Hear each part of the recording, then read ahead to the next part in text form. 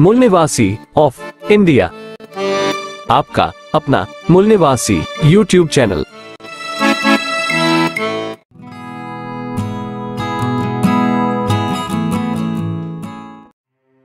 वर्ण व्यवस्था, ऊंच नीच और जातिवाद से ग्रसित ब्राह्मण वर्ग एक शूद्र मूल निवासी व्यक्ति छत्रपति शिवाजी महाराज को एक राजा के रूप में कैसे स्वीकार कर सकता था। इसीलिए छत्रपति शिवाजी महाराज को ब्राह्मणों ने कभी भी अपना राजा नहीं माना था और इसीलिए छत्रपति शिवाजी महाराज को हमेशा शूद्रों का राजा कहकर पुकारते थे। और ऐसे कई कारण थे जिसकी वजह से छत्रपति शिवाजी महाराज के साम्राज्य को खत्म करने के लिए ब्राह्मण वर्ग एकत्रित हो कार्य कर रहा था। छत्रपति शिवाजी महाराज को किसी भी कीमत पर खत्म करना चाहते थे और इसीलिए मुस्लिम शासकों को मदद करने में ब्राह्मण वर्ग सबसे आगे था। शायद आपको याद होगा कि छत्रपति शिवाजी महाराज के राज्याभिषेक का विरोध उस वक्त के सभी ब्राह्मणों ने मिलकर किया था। काशी के ब्राह्मण गागा भट्ट ने छत्रपति शिवाजी महाराज का राज्याभिषेक बहुत सारा पैसा लेकर किया तो था, पर राज तिलक हाथ के अंगूठे से नहीं बल्कि बाएं पैर के अंगूठे से किया था। इस सत्य को ब्राह्मणी इतिहासकारों ने जनता से बरसों तक छिपा के रखा था। पैर के अंगूठे से राज तिलक करना ये छत्रपति शिवाजी महाराज का अब तक का सबसे बड़ा अपमान था और इसी अपमान के सदमे के कारण छत्रपति शिवाजी महाराज की माता और गुरु जीजाबाई का देहांत हुआ था। ये भी एक ऐतिहासिक सत्य है। सदियों से देश की मूल निवासी जनता ब्राह्मण, क्षत्रिय और वैश्यों की गुलाम थी। उसी गुलामी को छत्रपति शिवाजी महाराज खत्म करने पे तुले थे। छत्रपति शिवाजी महाराज के राज में शूद्रों की महिलाओं का शारीरिक शोषण करना ब्राह्मणों को मुश्किल हो रहा था, क्योंकि शूद्रों ने अब आत्मरक्षा के लिए तलवार उठाना शुरू कर दिया था और ये ब्राह्मणों के धार्मिक गुलामी से निकलने की शुरुआत थी। अब शूद्र भी छत्रपति शिवाजी महाराज के राज में पक्के मकानों में रहने लगे थे। शूद्रों के इन पक्के मकानों में ब्राह्मणों का बेवक्त घुसना और मूल निवासी बहु बेटियों का शारीरिक शोषण करना बंद हो चुका था। छत्रपति शिवाजी महाराज ने शूद्रों को जमीन देना शुरू कर दिया था, जिसके कारण मूल निवासी लोग छत्रपति शिवाजी महाराज के सिपाही बनकर दुश्मनों से युद्ध लड़ते और बाकी समय में खुद की खेती में काम करते, जिसके कारण ब्राह्मणों को अब मुफ्त में खेती में काम करने वाले गुलाम मजदूर मिलना खत्म हो चुका था। और सबसे बड़ी बात, छत्रपति शिवाजी महाराज ब्राह्मणों को मौत की सजा देने की भी हिम्मत रखते थे। इसीलिए मूल निवासी महिलाओं से छेड़छाड़ करने से पहले ब्राह्मण 100 बार सोचने लगे थे, क्योंकि देश के इतिहास में पहली बार एक ब्राह्मण को छत्रपति शिवाजी महाराज ने अपनी तलवार से काटकर अफजल खान के शामियाने में फेंक दिया था। और इस ब्राह्मण का नाम था कृष्णा भास्कर कुलकर्णी, जो मुस्लिम अफजल खान का भरोसेमंद नौकर था। और इसी ब्राह्मण कृष्णा भास्कर कुलकर्णी ने मुस्लिम अफजल खान को छत्रपति शिवाजी महाराज के राज्य से जुड़े कई गुप्त राज बताए थे। जब मुस्लिम अफजल खान छत्रपति शिवाजी महाराज से मिलने आया था, उसी छावनी में छत्रपति शिवाजी महाराज पर तलवार से हमला कर छत्रपति शिवाजी महाराज को जख्मी करने वाला यही ब्राह्मण कृष्णा भास्कर कुलकर्णी था, जिसे छत्रपति शिवाजी महाराज ने गाजर मूली की तरह काटकर मुस्लिम अफजल खान के शामियाने में फेंक दिया था और लालची ब्राह्मणों को मारने की एक मिसाल पेश की थी, क्योंकि छत्रपति शिवाजी महाराज ब्राह्मणों द्वारा बनाए धार्मिक पाखंडों को नहीं मानते थे और इसीलिए उन्होंने पूरे जीवन में एक भी यज्ञ या सत्यनारायण जैसी कोई पूजा नहीं करवाई थी और ना कोई धार्मिक अनुष्ठान किया था।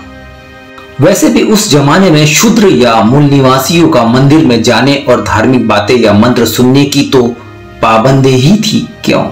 इन बातों से ये बात साफ हो जाती है कि छत्रपति शिवाजी महाराज की लड़ाई धार्मिक कम और सामाजिक ज्यादा थी। छत्रपति शिवाजी महाराज भी उस समय ब्राह्मणवाद से लड़ रहे थे और इसीलिए सारा ब्राह्मण वर्ग छत्रपति शिवाजी महाराज को सबसे बड़ा दुश्मन मानने लगा था और छत्रपति शिवाजी महाराज को किसी भी कीमत में खत्म करना चाहते थे। और कृष्णा भास्कर कुलकर्णी की मौत का बदला छत्रपति शिवाजी महाराज से किसी भी कीमत पर लेना चाहते थे। पर छत्रपति शिवाजी महाराज के बारे में सभी ब्राह्मण एक बात समझ चुके थे कि छत्रपति शिवाजी महाराज को दुश्मन बनकर मारा नहीं जा सकता है। तो दिखावे के लिए मोरोपंत पिंगले जैसे कुछ ब्राह्मण लोग छत्रपति शिवाजी महाराज के मंत्रिमंडल में मंत्री तक बन गए थे ताकि जासूसी कर शिवाजी महाराज को मारने की योजना को बड़ी आसानी के साथ पूरा किया जा सके। छत्रपति शिवाजी महाराज को मारने की योजना में मोरोपंत पिंगले, अन्ना दत्तोपंत चिटनीस, राहुल सोमनाथ प्रभु, बालाजी चित्रे, आओजी बालाजी चित्रे, जनार्दन पंत जैसे कई ब्राह्मण लोग शामिल थे। ये सारे के सारे सवर्ण समाज में से थे। इन लोगों ने बड़ी चालाकी से छत्रपति शिवाजी महाराज का विश्वास पात्र बनने का नाटक किया था और धीरे धीरे छत्रपति शिवाजी महाराज के सबसे करीबी बन गए थे, क्योंकि करीबी व्यक्ति पर कोई शक नहीं करता है। फिर धीरे धीरे छत्रपति शिवाजी महाराज के महल और बाकी जगह पर अपने ब्राह्मण साथियों को नियुक्त करना शुरू कर दिया था ताकि छत्रपति शिवाजी महाराज की हर खबर उनको मिल सके। फिर ब्राह्मण मोरोपंत, ब्राह्मण अन्ना दत्तोपंत, ब्राह्मण राव सोमनाथ और बाकी साथी सही समय का इंतजार करने लगे। 3 अप्रैल इस दिन को आप हम मूल निवासियों का दुर्भाग्य का दिन कह सकते हैं, क्योंकि इस दिन छत्रपति शिवाजी महाराज के सभी विश्वास पात्र लोग किले में नहीं थे। बस ऐसे ही दिन के इंतजार में थे छत्रपति शिवाजी महाराज की जान के दुश्मन सभी ब्राह्मण। छत्रपति शिवाजी महाराज का बड़ा बेटा संभाजी महाराज पन्हाला किले की सुरक्षा के लिए पन्हाला गए थे। छत्रपति शिवाजी महाराज का मूल निवासी सेनापति हंबीरराव मोहिते उस दिन तलबीड़ इस जगह पर थे जो रायगढ़ किले से 250 किलोमीटर दूर था। छत्रपति शिवाजी महाराज के परिवार के सभी सदस्य और रानियां पाचाड़ गांव में एक रिश्तेदार की शादी के हल्दी समारोह में गए थे। छत्रपति शिवाजी महाराज अगले दिन उसी शादी में जाने वाले थे। महल की सारी खबर पहले से ही छत्रपति शिवाजी महाराज की जान के दुश्मनों के पास थी। मतलब छत्रपति शिवाजी महाराज के दुश्मनों के लिए रास्ता बिल्कुल साफ था। इसलिए उस दिन छत्रपति शिवाजी महाराज की हत्या की तैयारी में तीनों ब्राह्मण जी जान से लगे थे। रायगढ़ किले के नीचे एक ब्राह्मण अन्ना दत्तोपंत रुका हुआ था ताकि बाहर से आ रहे छत्रपति शिवाजी महाराज के शुभ चिंतक को किले के नीचे ही रोका जा सके और महाराज से मिलने से रोका जा सके। दूसरा ब्राह्मण राहुल सोमनाथ, ये रायगढ़ किले का किलेदार यानी अधिकारी था। इसने रायगढ़ किले की पूरी तरह से नाकाबंदी कर रखी थी ताकि छत्रपति शिवाजी महाराज के करीबी लोग छत्रपति शिवाजी महाराज तक जल्दी ना पहुंच सके और छत्रपति शिवाजी महाराज भी किले से बाहर आसानी से जा ना सके। तीसरा ब्राह्मण मोरोपंत पिंगले महल के अंदर था, छत्रपति शिवाजी महाराज के महल के रसोई में। प्रधानमंत्री होने के कारण उसे हर जगह जाने की अनुमति थी। योजना के अंतिम चरण को अंजाम देने की फिराक में ब्राह्मण मोरोपंत तैयार बैठा था। इस तरह छत्रपति शिवाजी महाराज ब्राह्मणों के घेरे में घिर चुके थे। छत्रपति शिवाजी महाराज को जरा भी भनक नहीं थी कि उनको खाने में जहर देकर मारने की योजना बन रही है और इस योजना में उनके ही ब्राह्मण मंत्रियों का हाथ है। छत्रपति शिवाजी महाराज बिल्कुल बेखबर थे। मंत्री मोरोपंत का इशारा मिलते ही ब्राह्मण राव सोमनाथ ने किले के सभी मुख्य और छोटे दरवाजे बंद करवा दिए थे ताकि महल में हो रहे षड्यंत्र की खबर बाहर ना जा सके। इन सभी ब्राह्मणों ने इस बात का पूरा ख्याल रखा कि षड्यंत्र का कोई सुराग न छूट जाए। इसलिए खाना बनाने वाले रसोइये और छत्रपति शिवाजी महाराज को खाना परोसने वाले लोगों को तुरंत खत्म कर ठिकाने लगा दिया था ताकि इस षड्यंत्र में ब्राह्मण मोरोपंत का कोई नाम ले ना सके। फिर इस षड्यंत्र के संदेह से बचने के लिए ब्राह्मण मोरोपंत और ब्राह्मण अन्ना दत्तोपंत छत्रपति शिवाजी महाराज की हत्या के बाद घटनास्थल से दूर अपने घर निकल गए थे। क्योंकि जहर का असर थोड़ी देर बाद शुरू होना था और इतना समय काफी था ब्राह्मण मोरोपंत और ब्राह्मण अन्नादत्तु पंत को अपने अपने घर पहुंचने के लिए। जब छत्रपति शिवाजी महाराज दोपहर का खाना खाने के बाद अपने शयन कक्ष में पहुंचकर पलंग पर जैसे ही लेटे, उसके थोड़ी देर बाद ही उन्हें असहज महसूस होने लगा था। तब तक छत्रपति शिवाजी महाराज को किसी धोखे का एहसास हो चुका था। उन्हें घबराहट के साथ पसीना आ रहा था। छत्रपति शिवाजी महाराज बहुत गुस्से में थे। वो चिल्लाकर बोले, मूल निवासी साम्राज्य के दुश्मनों, सीने पर वार करने की हिम्मत नहीं है और इसलिए पीठ पर वार करते हो। तुम्हें संभाजी छोड़ेगा नहीं, देख लेना। इतना कहकर घोड़े पर बैठकर किले से बाहर जाने के लिए निकलते हैं ताकि करीबी व्यक्ति तक पहुंच सके। ब्राह्मण राव सोमनाथ ये बात पहले ही जानता था कि छत्रपति शिवाजी महाराज किले से बाहर जाने की कोशिश करेंगे। इसीलिए ब्राह्मण मंत्री मोरोपंत की आज्ञा अनुसार पहले ही किले के साथ साथ रास्तों की भी नाकाबंदी कर रखी थी। छत्रपति शिवाजी महाराज के शरीर में जहर तेजी से फैलने लगा था, आंखों पर अंधेरा छाने लगा था और ऊपर से ये रास्ते की नाकाबंदी। छत्रपति शिवाजी महाराज घोड़े पर बैठकर जैसे ही किले के मुख्य दरवाजे तक आए, उन्हें अचानक खून की उल्टी हुई। मतलब जहर का असर शुरू हो चुका था। दुश्मन की योजना सफल हो चुकी थी। शिवाजी महाराज के शरीर में जहर पूरी तरह फैल रहा था। छत्रपति शिवाजी महाराज जैसे ही मुख्य गेट के पास पहुंचे, वैसे ही खून की उल्टी की और घोड़े से नीचे गिर गए।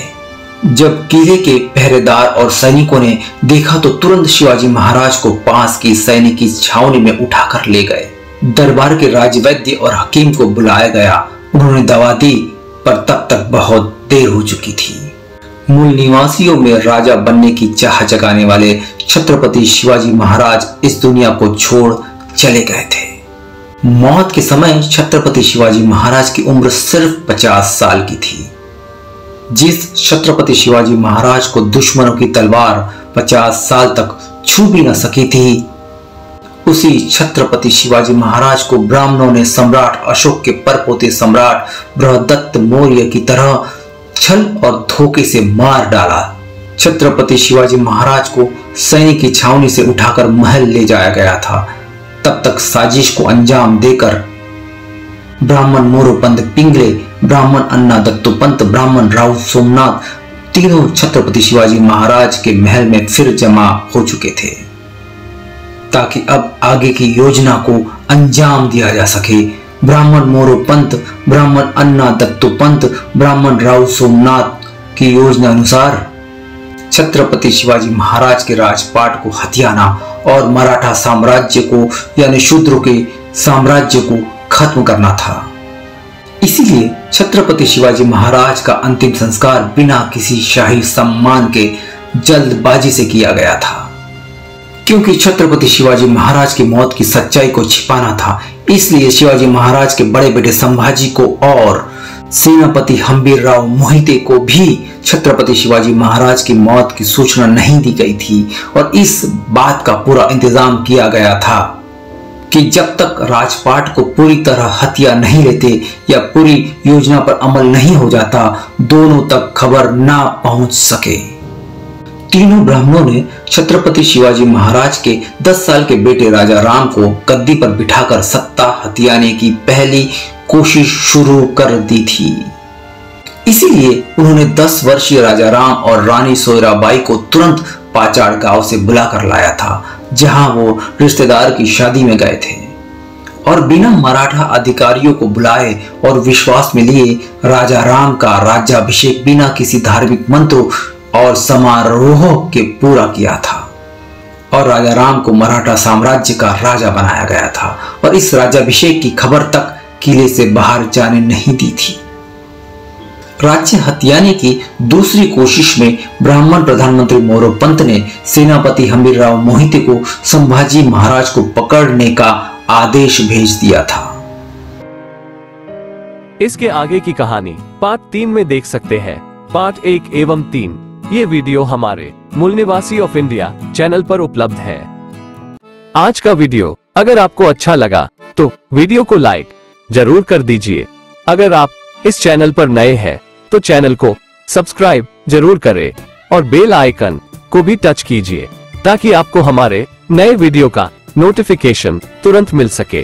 तो जल्द ही मिलते हैं नए वीडियो के साथ। तब तक नमो बुद्धाय, जय भीम, जय मूल निवासी, जय जम्बूद्वीप, जय भारत।